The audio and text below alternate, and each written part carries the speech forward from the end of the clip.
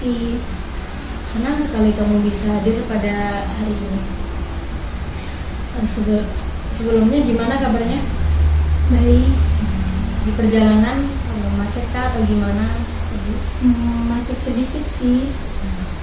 Baik, sebelum kita mulai sesi konseling kita pada siang hari ini, sebelumnya saya ingin memastikan kamu merasa nyaman dan aman untuk bercerita pada siang hari ini. Jadi dipastikan juga bahwa cerita kamu nanti tidak akan disebarluaskan dan bersifat rahasia. Dan di sini saya sebagai konselor yang akan mendampingi dan mendengarkan keluh kesah Anda, cerita Anda, dan masalah Anda. Dan tentunya Anda nanti sebagai konselor. Saya siap mendengarkan apapun dari kamu. Apakah kamu sudah siap untuk melakukan konseling pada hari ini? Siap, Bu. Oke. Apakah ada perasaan yang mungkin akhir-akhir ini kamu rasakan?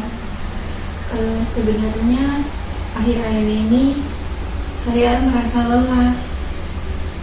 Sepertinya saya merasa akhir-akhir ini juga berantakan gitu, Bu.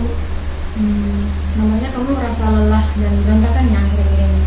Iya, Bu. Lelah sekali rasanya. Saya kuliah, aktif di organisasi kampus, dan juga kerja paruh waktu di kafe. Oh iya? Lalu?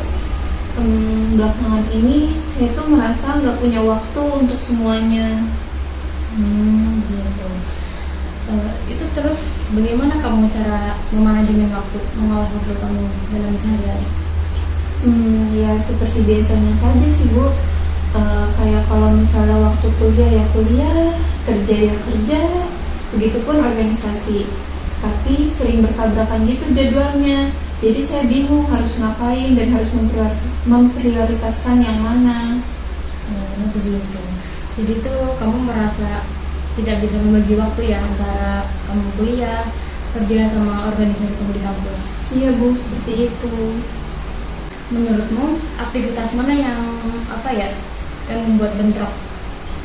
Seringnya sih pas organisasi gitu, kayak misal ada rapat mendadak. Sementara saya itu ada shift kerja atau tiba-tiba ada tugas kuliah yang deket deadline gitu.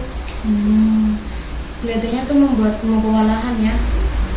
Saya sangat memahami perasaan Anda. Tapi kalau disuruh milih di antara ketiganya, mana yang menurut kamu lebih prioritas? Kalau saya boleh jujur sih, kuliah paling penting.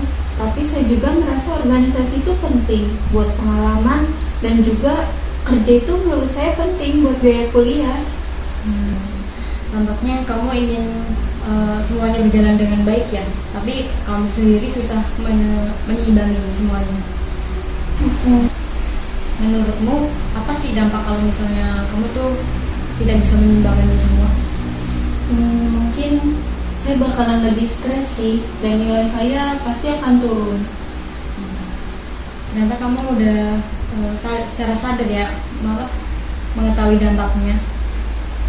Bolehkah saya memberi sedikit saran? Tentu saja boleh. Bagaimana kalau kamu membuat jadwal yang realistis gitu di antara kuliah, kerja, sama organisasi kamu. Jadi itu kamu bisa dijadwalin mana yang lebih prioritas. Dan kamu juga bisa belajar menolak atau berkata tidak ketika kalau misal waktu organisasi ada kumpul atau gimana. Kan tadi kamu bilang soalnya yang kuliah itu kan prioritas. Tentu saja. Bagus sih idenya. Sepertinya itu akan membantu saya untuk memanage waktu ke depannya. Nah, betul.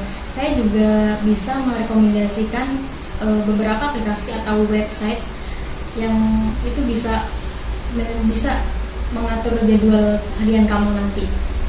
Kalau kamu mau, nanti saya akan kirim. Boleh banget, Bu.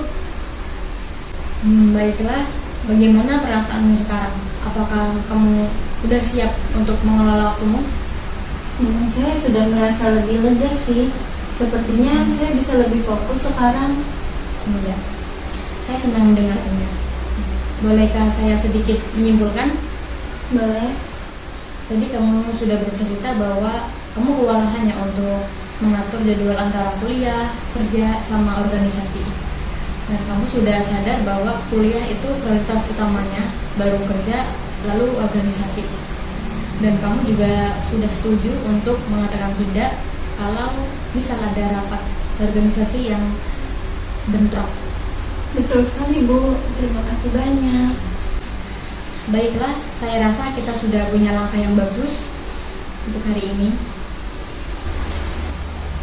Saya kira cukup ya. Saya akhiri sesi konseling pada siang hari ini. Terima kasih sebelumnya sudah terbuka untuk mengatakan semua yang ada di beban pikiran kamu. Terima kasih Bu. Ya, sama-sama. Mari saya antar ke depan.